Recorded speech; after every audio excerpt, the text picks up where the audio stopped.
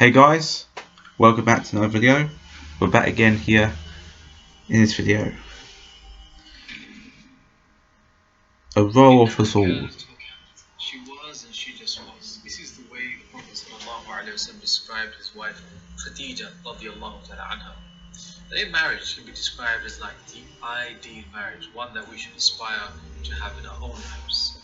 They were married for 25 years. The Prophet ﷺ loved her deeply, and she was not just his wife, but she was also the mother of all of his children, 4 girls and 3 boys, and all of them, in fact, that she is obviously one of the mothers of the believers. She was employed by Khadija, who was a wealthy businesswoman, splitting the profits. Now, Khadija radiallahu anha, she wasn't married at this time. And that kind of gives us an insight as to what we should look when we're looking for a spouse. We know that things like how attractive the person is are important, how financially stable they are is important, etc., etc. So that year was known as Aam al-Huzn, the year of sorrow.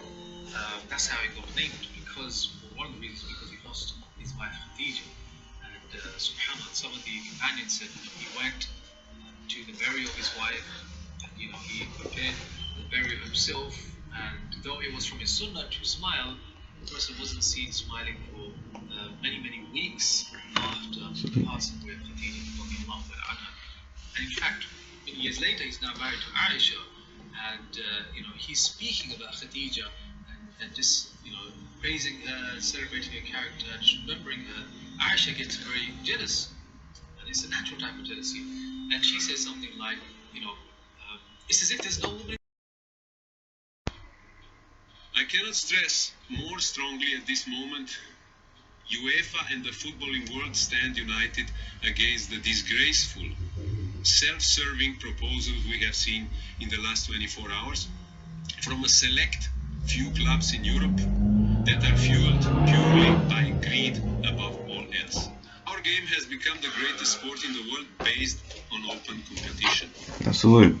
Integrity and we cannot allow and we will not allow that to change. Never. Never. Wow.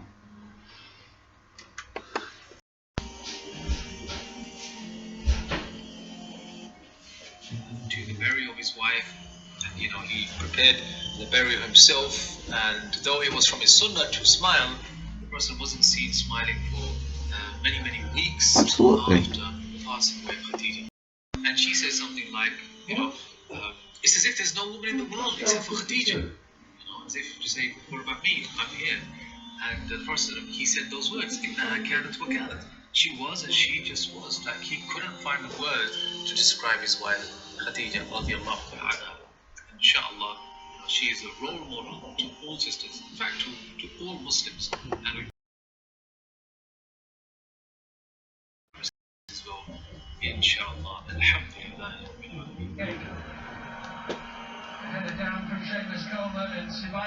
Absolutely. Yep, Nick, if you need help. My name's Jason. That was Nick or Dennis play Jesus. Okay, no. That's Jason. On Instagram, Jake Great Blonde. Right, Jake Great Blonde and Twitter. Wait. See you later. I'll be here. We'll be here. Listen, he's great. I actually like him better than both of you right now combined. Like that's how I feel about him right now. That's what you're saying, right? He's just so awesome. I think me and him are pretty good friends. Thanks. No, I know. I bought a $20 game for him. I got a $20 game. I gave him time to see what happens. Like and subscribe. And a lot of people, they ask this question about, I'm doing the same thing in my life over and over, and I keep asking Allah for things over and over, and I keep trying to make changes over and over, and it's just not helping. Nothing is working. What do I do? That's the first thing that you have to do. Yeah. Majority of ulama, including the 4 madhahib, they say that this here, a person who recites a level of it is a very quick level. Level up. competition of this, and how important it is to safeguard the competition of world football. And the problem with the European It's so Super important. so important to say what it is, dude. So important. You cannot afford what has been going on in the Saudi district. To completely disregard that hope, to completely forget about everyone else. So don't forget about them, don't forget anyone else. Not long ago, without that ability to move up, You know. they're QPR. So for them to just kind of forget that, it's outrageous. It's outrageous. Outrageous. Like the statements that are coming out, they're talking about Joel Glazer, those American guys who are just, they're coming from a business-based approach as opposed to a community-based approach. And someone said, and I'm going to show you an article here, John Nicholson for Football 365. I mean, they always put together very refreshing articles. He's talking about it's a global game. We're not the globe anymore. Match-going fans aren't the globe anymore. And so, a bit like in American sport, when you've seen, such a huge country, and you've got such a tiny percentage of those fans going to watch the football, that it's about the wider, population, if you will. That's what they're seeing with this, and it's outrageous. And they've completely forgotten why we love this sport, because it's about roots and community and belonging, and not just belonging to certain ideals that you can get behind and see as a sort of purpose for yourself, right? And this just literally spits in the... I went to bed last night I'm going to try and forget this, wake up in the morning, who knows what will change. And there's been some talk about this, maybe there's just one of the greatest poker games you've ever seen. Wow. And there might be Greatest poker game calm down. you ever seen. But again, the Champions League is such a great competition. And Absolutely. even with that, there's been a sort of pacifying of these top clubs. Previously, if you go on the integrity of the competition itself, really, it should be the team that wins the league goes into a tournament. Absolutely. They look to broaden that to, one, bring in more money for the competition, but broaden more that, money for clubs involved as well. And so it then gets to these top four of each country, or a lot of these countries. There are still elements of the financials that certainly aren't pure enough, but there was a lot of wiggling coming from UEFA in order to retain this competition.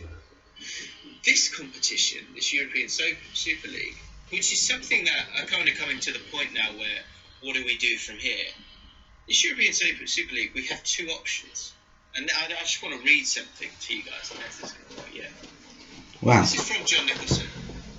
Unhappy fans of the breakaway clubs will have to stay away. But there's nothing you can do to satisfy. I have built a channel talking about the game. I love the game. I love the tactics of the game. I love 11 against 11.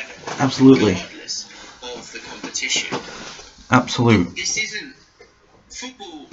Believe it or not, it doesn't have to be that good. I'm telling you. That's why there's 35% more fans that go and watch the EFL than they go and watch the Premier League. Yeah. We're not doing it because we're looking for the best football we can find. We're looking for football we can care about. Of course, the glamour and the excitement of top level football, of course, is stronger. Yeah. Side by side. But all that matters is that you care about it. So, question for Spurs fans, Man United fans, Liverpool fans, Barcelona fans, Real Madrid fans, all of these guys. Can you still get behind this? I'm not judging. I don't know. I get to go to watch my team. Maybe times a healer with elitist about this. Elitist? Nobody's an elitist on it, We'll see you next one, guys. Take care.